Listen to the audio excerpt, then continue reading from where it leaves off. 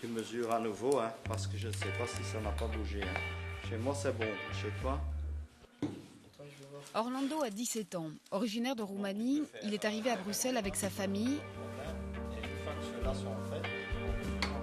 Ça fait déjà ma deuxième année ici. Et qu'est-ce que vous pratiquez ici? Pratique le bois, la menuiserie, la rénovation, l'électricité aussi. Et en même temps, vous travaillez, hein? Ouais. En plus d'une formation pratique en menuiserie, il suit un programme théorique et travaille une partie de la semaine. Ça me convient aussi, j'aime aussi la menuiserie. Ici, il y a environ une trentaine de jeunes hommes qui suivent les cours de bois dans 3 classes différentes. C'est nettement plus facile en tirant. Hein. J'adapte un peu les différents trucs qu'ils ont à faire au niveau de leur capacité parce que bon, il y en a qui doivent apprendre à calculer, manipuler les machines. Enfin, il y a tas de choses qui viennent en guerre. Comme Orlando qui est ici maintenant, ça fait quand même déjà la deuxième année ou la troisième que tu es chez nous maintenant? La deuxième année. Bon, il a quand même une très bonne évolution. Hein. Parce que lui, il manipule déjà toutes les petites machines, aussi les défonceuses, enfin toutes sortes de machines, il sait déjà bien manipuler. Ik ben een sympathiek leerkracht en ik ben boek. Ik heb boeken. Ik heb boeken. Le Vormingscentrum, centre financé par la communauté flamande, accueille des jeunes en décrochage et leur propose un accompagnement personnalisé. Une formation en alternance, des cours théoriques, des cours pratiques et la possibilité de travailler. Chaque jeune, par rapport à ses compétences quand il arrive, reçoit un programme par cours ou formation, parce que les formations, il reçoit un programme bien précis et il va suivre aussi ce programme à son rythme.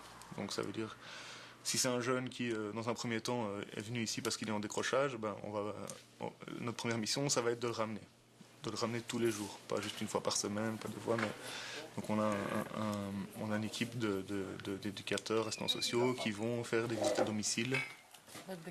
Et là, une fois qu'ils commencent à venir, 2, 3 demi-journées, 4 demi-journées par semaine, une semaine complète, et ben là commence le travail de restaurer la confiance entre le jeune et l'institution. Les jeunes Roms qui passent par le centre en ont bien besoin. Victimes de racisme et de discrimination dans leur pays d'origine, ils ont souvent une très mauvaise expérience de l'école. Notre objectif premier, c'est de les renvoyer à l'école. Pour ceux dont on sait qu'ils ne retourneront jamais dans le CFA parce que vraiment le niveau est trop bas, parce que vraiment la fracture avec l'école est trop grande, on vise le travail. Maintenant, on va dans une classe de remédiation français avec des petits-enfants de première, troisième primaire. Nous sommes à l'école numéro 8, à Schaerbeek. Décidément, ce sera vu beaucoup aujourd'hui, hein, les enfants. Regardez.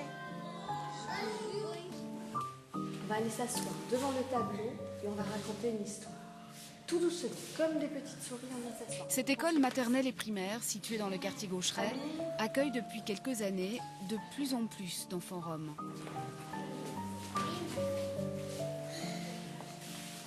Quand les enfants arrivent ici, bien souvent, ils arrivent directement de leur pays d'origine.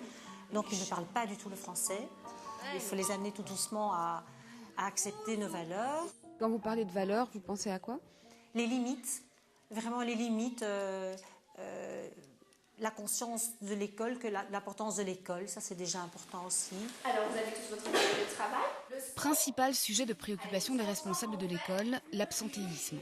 D'un mois à l'autre, la situation peut basculer, le nombre de jours d'absence passer du simple au double. Donc autant on était contente, toi et moi la fois passée, autant cette année, cette fois-ci, ce mois-ci, ben voilà, il y a de nouveau beaucoup d'absences. La directrice en discute avec Michaela, une médiatrice rome, qui joue le rôle d'interface entre l'école et les parents des enfants pour faciliter des relations qui ne sont pas toujours faciles. Il commence à venir. Encore une fois, c'est un petit peu comme les absences. À une réunion des parents, on exulte de joie, et à la réunion suivante, ils sont pas là. C'est plus facile avec les parents qui eux-mêmes ils ont été scolarisés, donc ils connaissent déjà la valeur et l'importance. Je peux dire qu'il y a des parents qui disent aussi, moi non plus j'étais pas à l'école, mais je me suis débrouillée dans la vie. Et il y a des parents qui disent aussi, si moi je n'ai pas eu les moyens et je n'ai pas eu l'occasion, je ne vais pas faire la même erreur avec mes enfants.